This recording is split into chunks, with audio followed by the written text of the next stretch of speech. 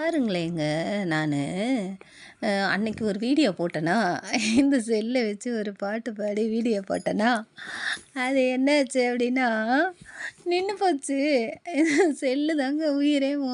வீட்ல உள்ள வேலையெல்லாம் முடிச்சுட்டு, செல்லு தான் பார்க்கணும். அப்படிதான் பார்த்துக்கிட்டு இருப்பேன். நேரம் போகாது இல்லையா? முந்தியெல்லாம் என்ன பண்ணுவாங்க, வேலைய முடிச்சுட்டு பக்கத்து வீட்ல போய் புரணி பேசுவாங்கல்ல. இப்ப இந்த செல்லு வரவும், இந்த புரணி பேசுறதெல்லாம் நின்னு போச்சா, அப்ப புரணி பேசுறதுக்கெல்லாம் நேரமே கிடைக்காது. என்ன பண்ணுவோம்? செல்ல எடுத்து பார்த்தா உலகமே நம்ம கையில தான் இருக்குமா? அப்படின்னு அன்னைக்கு "முன்னை பிரிந்திருக்க என்னால் இயலவில்லை ஆனாலும் நான் முயன்றேன்" பாட்டு பாடிக்கிட்டு இருந்தேனா, அந்த செல்லு உண்மையிலேயே நின்னு போச்சுங்க. நின்னு போகவும் வேற வழி இல்ல. என்ன பண்றது? அப்படின்னு சொல்லிட்டு, அன்னைக்கே பாருங்க வீடியோல சுத்திக்கின்னு இருந்ததா, அப்படியே நின்னு போச்சு. உடனே நம்ம ஜெபத்த கர்த்தர் கேட்டாரு போலருக்கு, "எதுக்கு தேவையில்லாம இந்த செல்ல போய் பார்த்துட்டு நேரத்த வேஸ்ட் பண்ற?" அப்படின்ட்டு. நின்னு போனவும் எனக்கு 3 நாள் பைத்தியமே பிடிச்சிருச்சுங்க. என்னடா இது? அப்படின்ட்டு. செல் இருந்தா போதும், வெளியில எங்கேயாவது கூப்பிட்டா கூட, "ஐயய்யோ! எனக்கு காலெல்லாம் வலிக்குது, நான் வரலப்பா" அப்படின்னு சொல்லிட்டு, வீட்டு வேலைய முடிச்ச உடனே செல்ல தூக்கி கையில வச்சுட்டு உட்காந்துருவேங்க. அது பார்த்தா உலகமே நம்ம கையில தானே. வெளியில எதுக்கு போய் ஊர சுத்தணும்? என்ன பார்க்கணுமோ அத செல்லுலயே பார்த்துரலாம்ல. எனக்கு நிக்கவும் எனக்கு கஷ்டமாயிடுச்சு. அப்புறமா என்ன செய்யறது? ஏற்கனவே நான் சிம்மு போட்டு வச்சிருக்க மாட்டேங்க. சிம்ம தூக்கி வேற இதில போட்டு வச்சுட்டு உட்காந்துட்டு இருப்பேன். அது அது என்னது சிம் இருந்தா சண்டை போட்டுருவான்னு சொல்லி சிம்ம பிடுங்கி என் பையன் அவன் செல்லுல போட்டு வச்சிருக்கான். சரி அப்படின்னு சொல்லிட்டு இருந்தேனா, அப்புறமா எப்படி அவன்கிட்ட கேட்கறது? எதுவுமே நான் கேட்கவே மாட்டேங்க யாருக்கிட்டயும். எனக்கு அத குடுங்க, இத குடுங்கன்னு எப்பவுமே கேட்டு பழக்கமே இல்லையா? கேட்கவே மாட்டேன். எனக்கு செல்லு இல்லையா? "என்னம்மா கம்முனு உட்காந்துருக்க, கம்முனு ஒண்ணும் இல்லடா, ஒண்ணும் இல்லடான்னு" சொன்னேனா, அப்புறமா அந்த செல்லு நின்னு போச்சு. சும்மா யூடியூப் பார்க்கறதுக்காண்டியே அந்த செல்லு வச்சிருப்பேங்க. ஃபோன் பண்ணணுன்னா எங்க பாப்பா அவங்க ஃபோன வாங்கி பண்ணிக்கிருவேன். இதோட சிம்ம தூக்கி எங்க பாப்பாவோட செல்லுல போட்டு வச்சிருக்கேன்.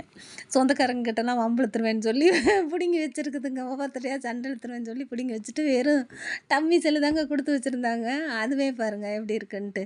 அப்புறமா என் பையன்கிட்ட கேட்டேனா, "மதன் போர் அடிக்குதுடா, எனக்கு செல்லே வரமாட்டேன்னுது, நின்னு போச்சு." அப்புறம் பார்த்தா யூடியூப்புக்கும் ஒழுங்காவே அந்த செல்லு ஆடி ஆடி எடுக்குது. நல்லாவே இல்ல பாப்பா செல்லும் அப்படி சொன்னேனா, சொன்னதுதாங்க. உடனே சரி அப்படின்ட்டு போனான். போயிட்டு ஒரு 1/2 அன் ஹவர் கூட ஆகல. திரும்பி வந்தான். வந்துட்டு, "இந்தா" அப்படின்னு குடுக்குறான். "என்னதுடா?" அப்படின்றேன். "எடுத்து பாரு" அப்படின்னு சொன்னாங்க. உடனே சரி அப்படின்னு சொல்லிட்டு பார்த்தேனா, இங்க பாருங்களேன், இங்க பாருங்களேன். புது செல்லு உடனே வாங்கி குடுத்துட்டான். நான் நம்பவே இல்ல. "என்னடா?" அப்படின்னேன். நான் எதுவும் கேட்கவே மாட்டேங்க. என் பசங்கக்கிட்ட "அத வாங்கி குடு, இத வாங்கி குடு" அப்படின்னு கேட்க மாட்டேன். பசங்கக்கிட்டன்னு இல்ல, யாருக்கிட்டயும் எங்க தம்பிங்கக்கிட்டயும் சரி, எங்க வீட்லயும் சரி, யாருக்கிட்டயும் சின்ன வயசுலேருந்தே எனக்கு அது ஒரு பழக்கம். எனக்கு கேட்காமலே எல்லாமே கிடைக்கும். அதுக்காண்டி நான் கேட்கவும் மாட்டேன். கிடைக்கலனாலும் அத நெனச்சு வருத்தப்படவும் மாட்டேன். எதுவும் நான் என்ன குடுக்கலான்னு தான் யோசிப்பேனே ஒழிஞ்சு, அவங்ககிட்டருந்து என்ன வாங்கலான்னு நெனைக்கவே மாட்டேங்க. நான் சும்மா விளையாட்டுக்கு சொன்னேன், "என் ஃபோன் நின்னு போயிடுச்சு, போர் அடிக்குதுடா" அப்படின்னேன்னா, சரி 2, 3 நாள் பைபிள் எடுத்து படிச்சுக்கிட்டு இருந்தேன். அந்த செல்லாலேயே பைபிள் படிக்கிறதும் போகுது. இருந்தாலும் செல்லுல கத்துக்கலாம்ல நெறையா. என்ன கத்துக்குவேன்? வெறும் யூடியூப்ல எல்லாத்தையும் பார்ப்பேன். ஷார்ட்ஸ் தாங்க பார்ப்பேன். நாடகம் அதெல்லாம் பார்க்குறதே பிடிக்காது. ஷார்ட்ஸ் பார்ப்பேன். இந்த எதிர்நீச்சல்னு ஒண்ணு போடுறாங்க பார்த்தீங்களா? அது நம்ம குடும்பத்தில நடந்த மாரியே இருக்கிறதுனால, அத மட்டும் இப்ப பார்க்குறேனா, கொஞ்ச நேரம் பாருங்களேன். உண்மையிலே எதிர்நீச்சல்னா பெண்களோட வாழ்க்கை அப்படி தானே இருக்கு. மித்த நாடகத்துலலாம் கொஞ்சம் கஷ்டப்படுறாங்க. அப்புறம் ஓஹோன்னு வந்துடுறாங்கல்ல. அந்த நாடகத்தில பாருங்க, எவ்வளோ முயற்சி பண்ணாலும் கீழ தள்ளி விட்டுருவாங்கல்ல. அது உண்மையான வாழ்க்கை தானே. எப்படி நம்ம ஒரு முயற்சி பண்ணிட்டு போவோம். கூடயே இருந்து கீழ தள்ளி விட்டுருவாங்க. "நீ எப்படி செய்ய போச்சு?" அப்படின்ட்டு. அப்படிதான் போகுது. நான் கதைய என்கிட்ட கூடயே கொண்டு போறேன் பாருங்களேன். அது மாரி தான் எங்க மதன்கிட்ட கேட்டேனா, என் பையன்கிட்ட, "மதனே எனக்கு செல்லு வேணும்" அப்படின்னு சொன்னேனா, செல்லு வேணும்னு கூட கேட்கல. செல்லு நின்னு போச்சுன்னேன். 1/2 அன் ஹவர்ல செல்லு ஆர்டர் போட்டாங்க. "என்னடான்னே" "திறந்து பாரு, திறந்து பாரு" அப்படின்றான். சரி திறக்கும்போது எங்க பாப்பாவ, "நீ வீடியோ எடுடா பாப்பா, நான் திறக்கிறேன்" அப்படின்னு சொன்னா, அது என் கழுத்து வரைக்கும் எடுத்து வச்சிருக்கு. அப்புறம் என்ன பண்றது? நானே எடுத்துக்கிட்டேங்க. பாருங்களேன். ஒரு நாள் கஷ்டப்பட்டோம். ஆனா, கஷ்டம் தானேன்னு சொல்லி பின்வாங்கவே இல்லங்க, என் பிள்ளைங்களுக்காண்டி. எவ்வளவோ எவ்வளவோ போராட்டமா இருக்கும். அடுத்தவங்கலாம் சொல்லுவாங்க, "ஏன் படிக்க வைக்கிறீங்க?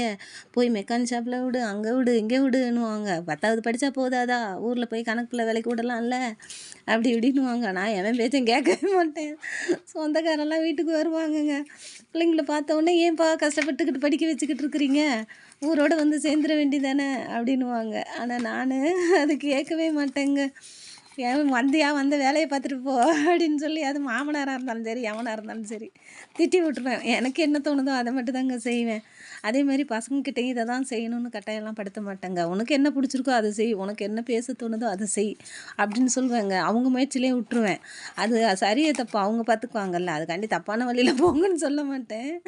உனக்கு என்ன தோணுதோ அதை செய்யின்னு சொல்லுவேன். அது என் பையன் சொல்லி கொஞ்ச நேரத்துலலாம் வாங்கி கொடுத்துட்டானா, எனக்கு ஆச்சரியமாக இருந்தது, அதிசயமாக இருந்தது. இந்த மாதிரிலாம் பண்ணுவாங்கன்னு தான் நான் எதுவுமே கேட்க மாட்டேன். ஏதாவது கேட்டால் ஏதாவது வேஸ்ட்டு செலவு பண்ணிவிடுவாங்க அப்படின்னு சொல்லிட்டு, என் செல்லு நின்றுருச்சுன்னு சொன்னேன், உடனே வாங்கி கொடுத்துட்டான் பாருங்களேன். பிடிச்சிருக்கா? உங்களுக்கு இல்லை, எனக்கு ரொம்ப பிடிச்சிருக்குங்க. நான் தைக்கணும்னு சொல்லும்போது மிஷின் வாங்கி கொடுத்தாங்க. 8வது படிக்கும்போதேவும் ஒரு கால்ஸ்ப்பு அவங்க வாங்கினான். ஒரு மார்க் நிறைய எடுத்துகிட்டு ஏதோ ஒரு போட்டியில் ஜெயிச்சுட்டு வந்து, நான் பழைய மிஷின் தான் ஓட்டிகிட்டு இருந்தேனா, அப்போது அவன் சொன்னான், எனக்கு இந்த போட்டியில் ஜெயிச்சிட்டேன்னா உனக்கு மிஷின் வாங்கி தரேன் அப்படின்னாங்க. உடனே சரி அவன் ஏதோ சொல்கிறான்னு நினச்சேங்க. ஜெயிச்சுட்டு வந்து 2500 வாங்கிட்டு வந்து மிஷின் வாங்கி கொடுத்தாங்க, புது மிஷினு. அப்போது அவன் சின்ன பிள்ளையாக இருக்கும்போது, இப்போ அவன் பிஎஸ்டி பண்ணுறான், காலேஜ் படிச்சுக்கிட்டே வேலை செய்கிறான். அதனால் அப்போ வாங்கி கொடுத்தான். அதுக்கு முன்னாடி 10வதுல வாங்கி கொடுத்தான்னு நினைக்கிறேன் மிஷினு. அதுக்கு முன்னாடி ஒரு 8வது படிக்கும்போது இந்த நம்ம செலவுக்கெல்லாம் காசு கொடுப்போம்ல, ரூ. 2 ரூ. 5 அப்படி தாங்க கொடுப்போம். அவனுக்கு அதுக்கு மேலே கொடுக்க மாட்டோம். அப்போ வீட்லேயும் 3 பிள்ளைங்க படிக்கிறதுனால வறுமை தானே.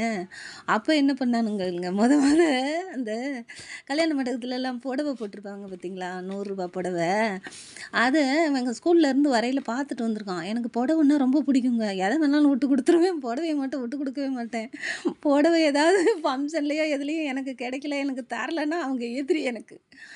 ஆமாம், மிச்சப்படி எது கொடுத்தாலும் நான் வாங்க மாட்டேன், எனக்கு வேணாம் அப்படின்ட்டு வந்துடுவேன். ஆனால் மரியாதையாக இந்த புடவை கொடுக்குறது, இது அது ரூ. 50 புடவையாக இருந்தாலும் சரி, ரூ. 100 புடவையாக இருந்தாலும் சரிங்க. அது எவ்வளோ மட்டமாக இருந்தாலும் சரி, அது அதிகமாக இருந்தாலும் சரி, புடவை மட்டும் யாராவது என்கிட்ட கேட்டால் கூட நான் கொடுக்க மாட்டேங்க. அதே மாதிரி நான் யாருக்காவது கிஃப்ட் பண்ணுறேன்னு வச்சுக்கோங்களேன், என்ன கொடுக்கலாம்னா புடவை தாங்க கொண்டு போய் கொடுப்பேன். அப்படி தான் கொடுப்பேன். ஏன்னா புடவைன்னா எனக்கு உயிர். அந்த மாதிரி வாங்கிட்டு வந்து கொடுத்தான்.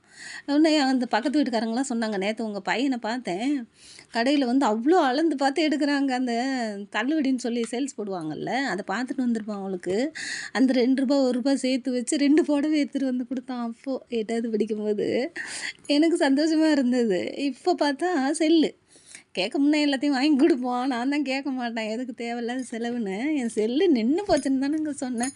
உடனே வாங்கி கொடுத்துட்டானா, எனக்கு ரொம்ப சந்தோஷமாக இருந்தது. இப்படி உங்கள் பசங்க உங்களுக்கு ஏதாவது செஞ்சுருக்காங்களா? அவங்களுக்கு இஷ்டத்துக்கு செய்ய விடுங்கங்க.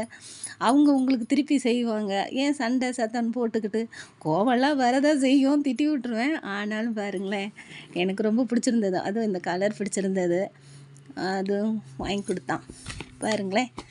பாய்.